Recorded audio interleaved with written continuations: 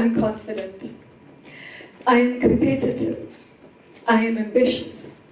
People naturally gravitate towards me. I seek out challenges. I take calculated risks. I thrive on being productive. I speak my mind. I am self-reliant. And I am strong. Without really knowing me, and just by going off the self-descriptions I gave to you now, by a show of hands, who of you thought my confidence was awesome? Now, who of you thought this lady has a lot of balls? Now, I want you to be really, really, really honest here. Who of you thought, what a bitch? Before making up your mind about me, let me tell you a quick story. One day, I got a message. Hi, Zellmari. Would you be a speaker at TEDxWomen? A dream come true for me. And here's a snippet of the conversation that went on in my head. Yes, Zell, you did it. Oh my goodness. Flip hair, nail paint emoji. Shortly after, no way, me? Oh my goodness, mommy, I made it. Then, why are they asking me though? Like, why do I even have to say to people? Actually, what am I going to say to people? A few days later, feverishly typing away. Oh, I love this intro. I am on fire. This middle bit needs a bit of work. Actually, this middle bit needs a lot of work. This ending sucks. This opening is horrible. You're horrible. Why did you even think you could do this? A few days later, in bed, you're going to go on stage and everyone's going to look at you and you're going to disappoint them. Your haters, they're going to laugh at you. You're so pathetic, Zell. You should just pull out now and save yourself the embarrassment. No, don't, Zell, don't. You're going to be great. Everyone in your comment section says you will be. Whatever, you're just going to disappoint them. To this morning. I hate this part. I hate that part. I hate you. You should just pull out. Time's running out. Get dressed. You look fat. No, you don't. Just breathe, Zell. Everything's going to be fine. A few minutes ago, while I was standing at the back, they're about to call your name. Too late. You're going to tank. You're such a stupid bitch for thinking you could do this. They're going to laugh at you. Ha ha ha ha ha. Stop it. The both of you. Stop. Alpha, you're going to be in charge now. Get on that stage and do your thing.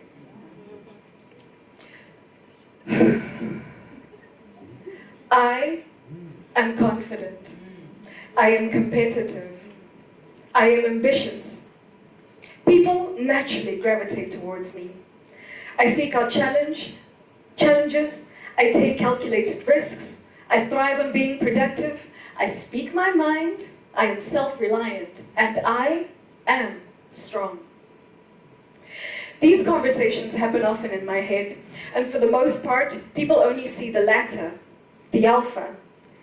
My rock, my superhero, she possesses a lot of superpowers. I was about 9 years old when one morning I walked into primary school to find a bunch of kids huddled in front of a big red metal door. I pushed myself through the crowd just to find in the front and see, written in chalk in big white letters, Zell is a bitch. Being called such an ugly, grown-up word at such a young age was painful. I didn't understand why this nameless kid would do such a thing. But my then newly discovered bestie, Alpha, stepped in to rescue me. She helped me to simply turn away, flick my hair, as if nothing has happened. With all women breaking out from behind the scenes and claiming back our power. We praise and encourage each other to be strong, to be confident, to speak our minds, stand up for what we believe in, and not to back down. But sometimes I have experienced that when it comes to alpha females, some discredit her superpowers and turn them into negatives. Her confidence and strong sense of self are seen as self-absorbed. Her taking charge is seen as bossy. Her ambition and honest attempt to get ahead is seen as calculating. Her self-reliance becomes selfish. Speaking her mind, loud-mouthed. Her toughness as unemotional.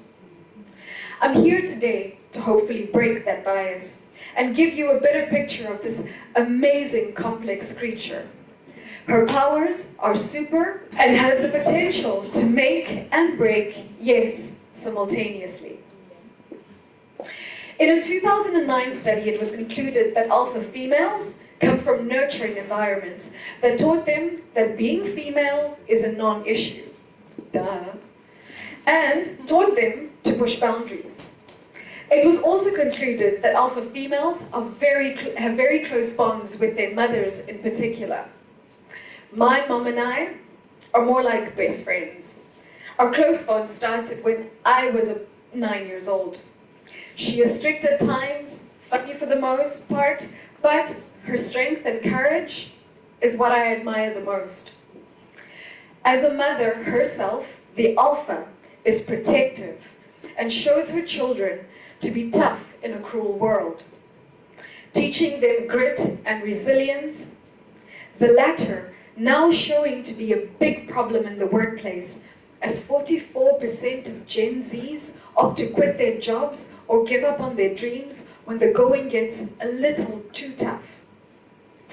The alpha mother is driven to leave a legacy for her children, so she puts in the work, showing them that in order to get what you want, you too have to put in the work. I am a single mother raising a 9-year-old boy. And studies have shown that children raised by their mothers alone have poorer outcomes across a range of measures. I like to think my alphaness continually fills the hole his absent father leaves in his life. To her family members, and you might know them as well, alphas are an amazing source of strength and encouragement. She roots for you, happy to tell you exactly what to do, even if you didn't ask for it.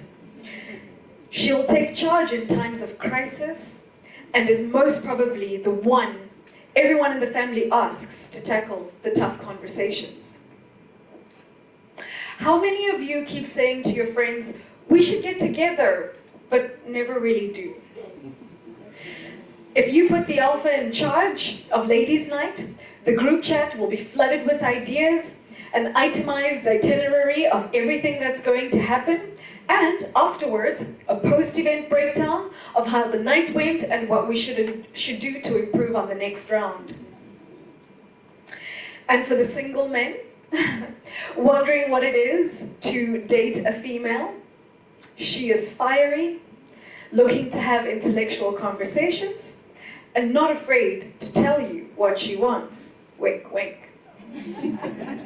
I must say though, that some betas find alphas intimidating, so they avoid approaching her, and alpha men see her as a conquest that needs to be tamed. So that's why more and more alpha females are single. Speaking of intellectual conversations, a Harvard review found that about only 30% of executives are alpha females.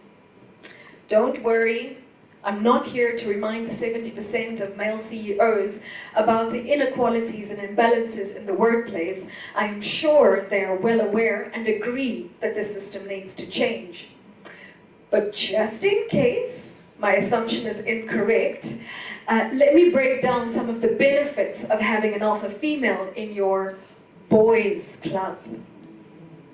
In a 2008 study of the alpha male and female chimpanzees, our closest relatives, It was found that while alpha males show coercive behaviors, alpha females show more cooperative and communal approach to reaching and maintaining alpha status. So instead of just looking out for herself, she's a team player. If you want to, that's if you want to play along with her. Her desire for growth and her passion for learning make her a great asset in the executive position. The alpha female is always scanning for opportunities in the future, and because she is highly motivated and competitive, she will fight tooth and nail to make things happen. An alpha is not afraid to speak her mind, so while betas are prone to keep quiet and wait for the bubble to burst, alphas will tackle challenges head on. This means executive teams will always be shown a real raw picture of the challenges in business and can collectively work on fixing these problems earlier rather than later. A fascinating creature, this alpha female. I'll let you into a little secret though. Alphas don't like the word weakness. It's like nails on a chalkboard to them. But while she has some amazing qualities, it would only be fair to point out some of her, let me say, not so strong points. Because alpha females are very driven and loves to get things done, people tend to give her more tasks. And because she loves the challenge of being productive, she will say yes. This is probably what leads to 42% of female executives reporting burnout in 2022, compared to only 35% of men. More than with anyone else, she competes with herself. If something goes well, she will take split seconds to congratulate herself and then almost immediately rip it to shreds because she noticed one small, tiny flaw. Because the alpha is so damn self-reliant, she usually doesn't ask for help and will much rather sit and suffer in silence. Alpha females are more often than not a source of strength for others, so she gives her power to those around her, not knowing when to stop and hold back some for herself. When I was 9 years old, my father passed away. At one of the wakes we had at home, the day his body would be present, I promised myself I would not cry, or more specifically, to be strong. I was just 9. I had lost my father. His remains were present in the home he once held me as a baby, where we played and shared laughter in. Naturally, I wasn't strong. I was weak. I cried. But not fully, and not with all the might a 9-year-old girl should cry, who will grow up without her father. That night, I beat myself up so badly for being weak. So the next day, and for 9,801 days, yes, I counted, I worked on being the strong thing that eventually would become my superpowers. I am where I am today because of my superpowers. I'm in an executive position at a media company, raising my 9-year-old son. My strength and courage has pushed me through some of my scariest fears and raised me out of the ashes of my burnouts. It has helped me to create and constantly push towards my higher self. But this alpha creature, as super as she is also villainous at times. She has led me into dark places.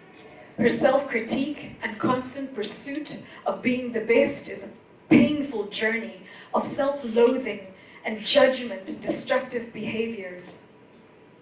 Whenever I showed weakness or perceived myself to have failed at something, she would lash out with horrible, mortifying self-talk. I speak my mind and tackle problems head on had me spewing harsh words at people I deeply regret to this day.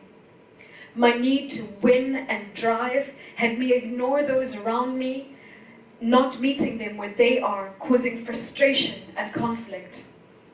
The verdict is still out, whether being an alpha is by nature or nurture. I think some of these superpowers are innate, but some take years to craft, understand, and learn to control.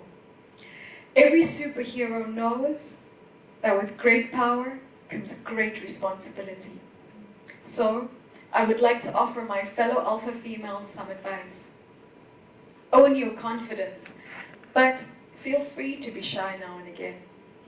Compete, but don't expect to always win.